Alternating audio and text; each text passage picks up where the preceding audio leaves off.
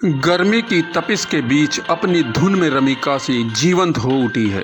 लोकतंत्र की बहती बयार के बीच घाटों पर पानी हिलोरे मार रहा है। कभी खुद को फकीर की संज्ञा देने वाले मोदी बनारस के फक्कड़पन में रम चुके हैं। 2014 में नरेंद्र मोदी ने वाराणसी से नामांकन करते समय कहा था कि मुझे न किसी ने भेजा है, न मैं यहाँ आया हूँ, मुझे तो माँ गंगा ने बुलाया है।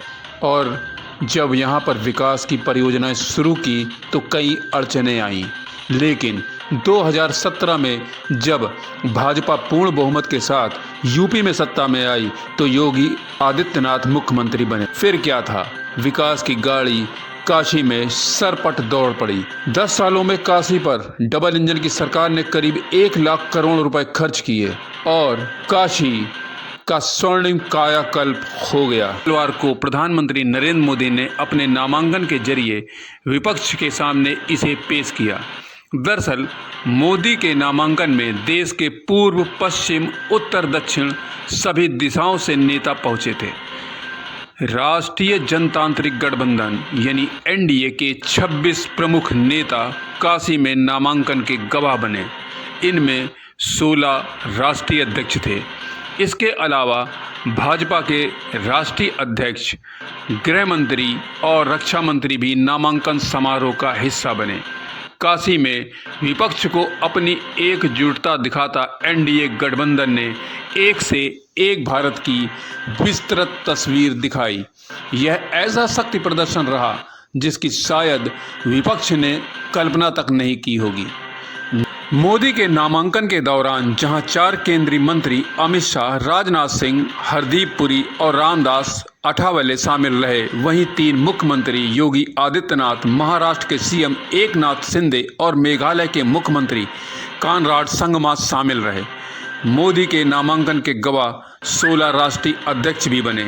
इनमें जेपी नड्डा, चंद्रबाबू नायडू, पवन कल्याण, चिराग पासवान, जीतन राम मांझी, अनुप्रिया पटेल, ओम प्रकाश राजभर, जयंत चौधरी, डॉक्टर संजय निषाद, उपेंद्र कुशवाहा, पशुपति कुमार पारस, भूपेंद्र चौधरी, प्रमोद बोरो, तुषार वेलपल्ली, अबुमणि रामदास और जीके वासन मौजूद रहे।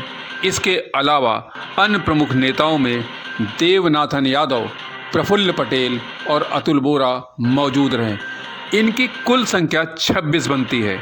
एक मोदी को जोड़े तो यह आंकड़ा 27 का बनता है। और सबसे बड़े इत्तेफाक की बात, शहर संसदीय सीट से अंतिम दिन मंगलवार को प्रधानमंत्री नरेंद्र मोदी सहित 27 प्रत्याशियों ने कलेक्ट्रेट सभागार में जिला निर्वाचन अधिकारी एस राजलिंगम की देखरेख में नामांकन कराए। इससे पहले 14 लोग अपने पर्चे भर चुके थे। इस प्रकार यहां से कुल उम्मीदवारों की संख्या 41 हो गई है। 17 मई को नामांकन वापसी के बाद प्रत्याशियों की वास्तविक तस्वीर सामने आ सकेगी। यह भी जान लें कि रोहनिया के पूर्व विधायक और लोकसभा चुनाव संयोजक सुरेंद्र नारायण सिंह ओड़े ने भी भाजपा प्रत्याशी के रूप में पर्चा भरा है, जबकि इंडी गठबंधन के प्रत्याशी कांग्रेस के प्रदेश अध्यक्ष अजय राय की पत्नी रीना राय ने निर्दलीय प्रत्याशी के रूप में अपना नामांकन दाखिल किया है। पर्चा भरने पर भाजपा के पूर्व विधायक सुरेंद्र नारायण सिंह ने कहा, पार्टी से जो दिशा निर्देश मिला उसके अनुसार उन्होंने अपना नामांकन दाखिल किया है। इसी प्रकार अजय राय का पर्चा सही मिलने पर रीना राय भी पर्चा वापस ले लेंगी। स्वागत से गदगद मुख्यमंत्री योगी आदित्यनाथ ने रुद्राक्ष कन्वेंशन सेंटर में कहा कि काशी एक बार फिर मोदी सरकार की अगुवाई करेगी। काशी वासियों के पास रिकॉर्ड बनाने का अवसर है। उन्होंने कहा कि प्रधानमंत्री बिना रुके, बिना झुके और बिना थके 10 वर्ष से लगातार जनता के लिए काम कर रहे हैं। आतंकवाद और नक्सलवाद का स्थायी समाधान निकाला है। आज़ाद भारत में आस्था को पहली बार सम्मान और प्रतिष्ठा दिलाने में अतुलनीय योगदान दिया है। नया भारत अब श्रेष्ठ भारत के रूप में आत्मनिर्भर होने की दिशा में आगे बढ़ चुका है।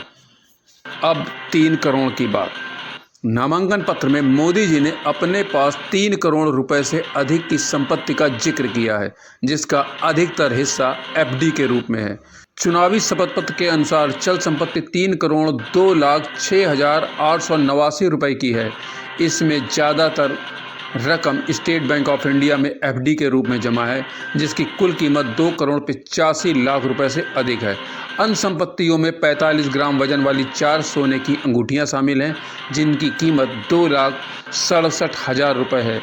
उनके पास कुल 52,920 रुपए नगद और 9,12,000 रुपए के राष्ट्रीय बचत प्रमाण पत्र हैं। पिछले वित्तीय वर्ष में उन्होंने 3,33,000 रुपए आयकर चुकाया है, जबकि अचल संपत्ति शून्य है। वहीं पत्नी के रूप में जसोदाबेन के नाम का भी उन्होंने उल्लेख किया है।